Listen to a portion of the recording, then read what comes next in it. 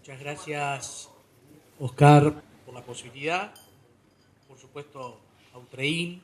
Este PowerPoint, que está bastante nutrido, se les va a entregar a ustedes ahora, tanto en papel como va a quedar, como decía Oscar recién, a disposición para su análisis, para su estudio, con posterioridad. Para arribar a que los trabajadores en la economía informal y los trabajadores autónomos tienen un derecho fundamental, un derecho humano fundamental a la negociación colectiva, partimos de la base de dos instrumentos recientes para culminar en las dos normas base en materia de negociación colectiva, que son el Convenio 98 del año 49 y el reciente Convenio 154, reciente, tiene más de 30 años, pero en materia de negociación colectiva es el que promueve la negociación colectiva. Y ahí encontramos algunas cuestiones, algunos matices que nos van a servir para defender este derecho fundamental, este derecho humano a la negociación colectiva de los trabajadores en la economía informal y los trabajadores autónomos. Reitero, si no llegan a ver, ahora lo van a tener consigo, pero la recomendación 202, en materia de pisos de protección social, comienza con entre sus objetivos, entre sus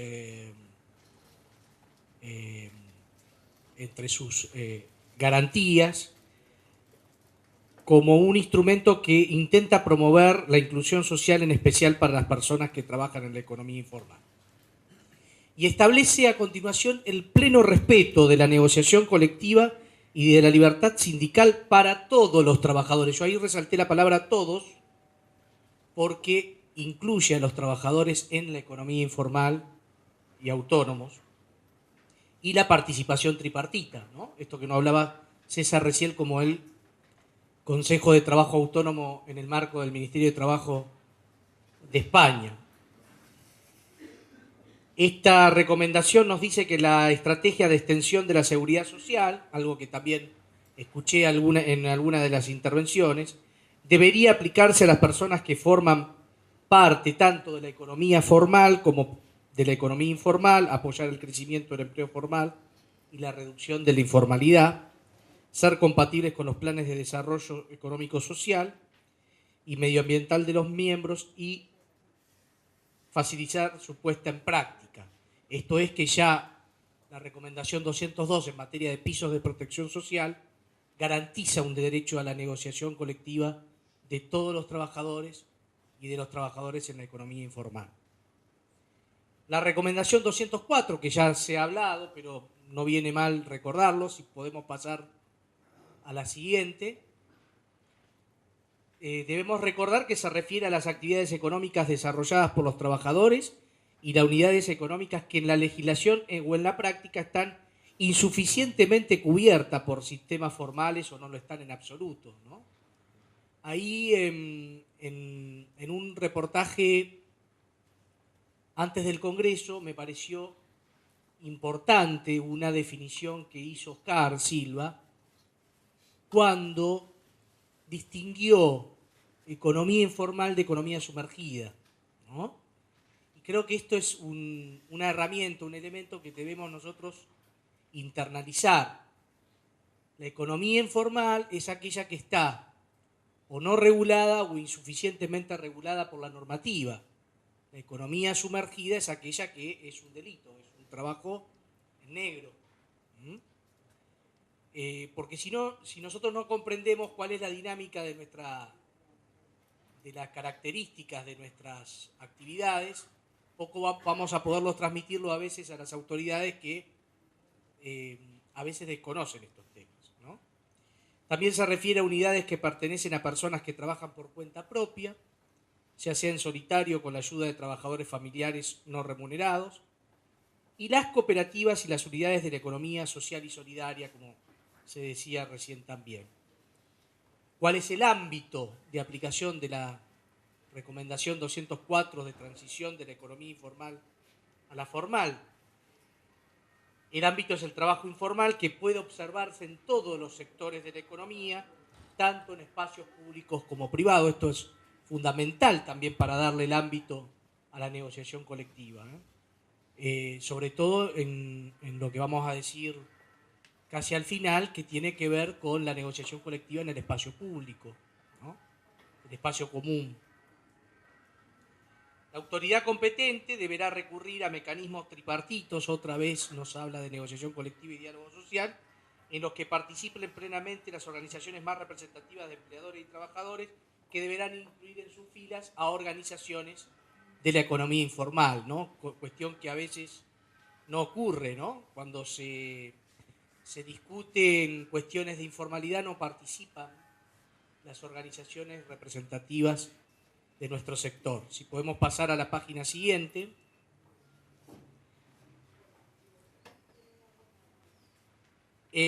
¿Cuáles son los objetivos? Y aquí me quiero centrar en materia de negociación colectiva. El logro de trabajo decente para todos mediante el respeto a los principios y derechos fundamentales en el trabajo. Ustedes saben que los principios y derechos fundamentales del trabajo para la Organización Internacional del Trabajo están condensados en 8 convenios internacionales, entre los cuales tenemos el convenio 98, de manera tal que la recomendación 204 nos está indicando a la negociación colectiva como una de las herramientas para obtener el logro del tránsito de la economía informal a la formal y este respeto que la OIT promueve, máxime cuando está preparando ya su centenario, los principios y derechos fundamentales en el trabajo. Esto es la negociación colectiva libre y voluntaria, que data del año por lo menos 49, y también constituyen objetivos y herramientas para este tránsito de la informalidad a la formalidad las normas internacionales de trabajo actualizadas, que proporcionen orientaciones que se encuentran anexas a la recomendación. Encontramos 2 anexos importantísimos: el convenio 98, que está citado específicamente, y el convenio 154, que ahora vamos a ver. Para proteger también el derecho a la negociación colectiva, propicia políticas integradas, el establecimiento de un marco legislativo y normativo apropiado, el respeto, la promoción y la puesta en práctica de los principios y derechos fundamentales del trabajo. Otra vez hace referencia a la negociación colectiva, que es un principio y un derecho fundamental, uno de los 8 convenios fundamentales, y a la organización y la representación de los empleadores y los trabajadores para promover el diálogo social. Establece protecciones específicas, ahí vuelve la recomendación 204 a hacer hincapié en la negociación colectiva como herramienta. Dice: se deberá garantizar que las personas ocupadas en la economía informal disfruten de la libertad de asociación y la libertad sindical y ejerzan el derecho de negociación colectiva. Se deberá crear un entorno propicio para que los empleadores y los trabajadores ejerzan su derecho a organización y negociación colectiva, otra vez, y participación en el diálogo social en el marco de transición a la economía formal. Pasamos a la siguiente lámina.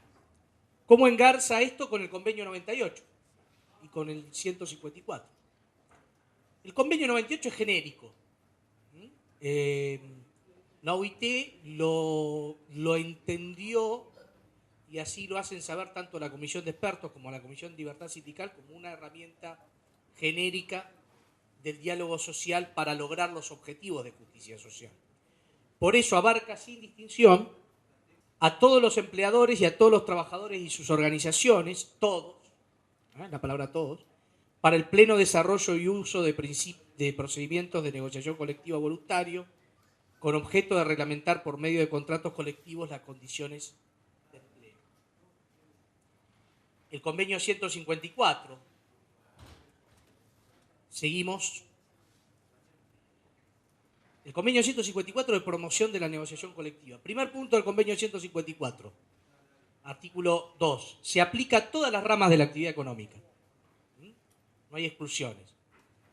Se entiende por negociación colectiva sin exclusiones a las negociaciones que tienen lugar entre un empleador o un grupo de empleadores y una organización o varias organizaciones sindicales para fijar condiciones de trabajo y empleo, para regular las relaciones entre los empleadores y trabajadores y regular las relaciones entre empleadores y sus organizaciones y una organización o varias de trabajadores. ¿Cuáles son las reglas de este convenio 154? Ahora para ir a cómo lo bajamos en la realidad y cuáles serían nuestra contraparte. La negociación colectiva debe ser posibilitada a todos los empleadores y a todas las categorías de trabajadores de la rama de la actividad que se aplique este convenio. Ya dijimos que, según el artículo 2, se aplica a todas las ramas de la actividad económica. La negociación colectiva no debe resultar obstaculizada por la inexistencia de reglas, es lo que nos ocurre a nosotros, que rijan su desarrollo, la insuficiencia o el carácter impropio de tales reglas. Y reafirma el tripartismo y la consulta permanente. Para ir finalizando en la última lámina, tenemos para los trabajadores en economía informal nuestro clásico empleador, que son los pocos trabajadores en relación de dependencia, o los ámbitos que podamos crear en el marco de las leyes de negociación colectiva y las leyes específicas de diálogo social que existen en nuestro país, por ejemplo, para los trabajadores rurales, para los trabajadores domésticos, y que Cibara ha emprendido una acción muy fuerte para lograr esa mesa tripartita para los trabajadores de la economía informal y los vendedores ambulantes en el marco del Ministerio de Trabajo de la Nación. Pero también tenemos que saber que en este marco del espacio público, el empleador, y existen muchas experiencias, yo he leído documentos de Honduras, de El Salvador, de Perú, el empleador debe y necesariamente puede ser contraparte en la negociación colectiva. El Estado nacional, provincial y municipal. Esto no lo estamos inventando nosotros. En un trabajo titulado Trabajadores vulnerables y sector informal, de lo económico a lo normativo, Jaime Mesera y María Luz Vega Ruiz, en el año 94, en la OIT Lima, ya planteaban la necesidad de que el Estado, que regula, que fija tarifas, que cobra impuestos, etc., se constituya como empleador, como contraparte en materia de negociación colectiva. Y aquí nos asiste un derecho que emerge no solo de esta situación, sino de los convenios 98 y 154, la mayoría ratificados por nuestros países. Se generaría aquí un derecho administrativo laboral para todos los trabajadores cuentapropios informales, que tendría como efectividad y como fin lograr la aplicación efectiva de los convenios fundamentales de la Organización Internacional del Trabajo. A esto los juristas en Latinoamérica y Europa lo llaman negociación colectiva institucional, donde participa el Estado como contraparte. Y existen muchos ejemplos, ¿no?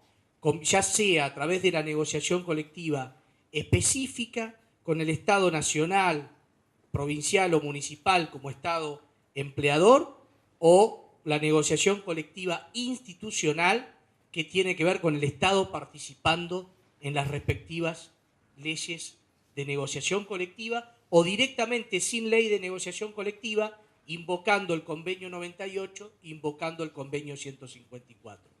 En esta tarea se encuentra el Cibara, estamos muy adelantados en estos planteos y bueno, se trata en definitiva de hacer realidad los convenios fundamentales de la Organización Internacional del Trabajo, y que expresan, entre otros, el derecho fundamental y el derecho humano laboral a la negociación colectiva por parte de los trabajadores para mejorar sus condiciones de vida. Muchas gracias.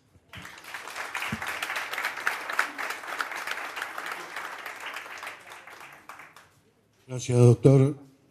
Evidentemente es una herramienta que es muy valedera y que la debemos analizar bastante y adecuarla en cada país. Pero tenemos que tener en claro que nosotros tenemos una contraparte en todo el mundo. La contraparte es el Estado y ellos tienen la obligación de negociar con nosotros. Tener el diálogo social y negociar las condiciones laborales y sociales. No solo las condiciones económicas que ellos nos quieren imponer, sino las condiciones sociales que corresponden y laborales que corresponden para nuestro sector.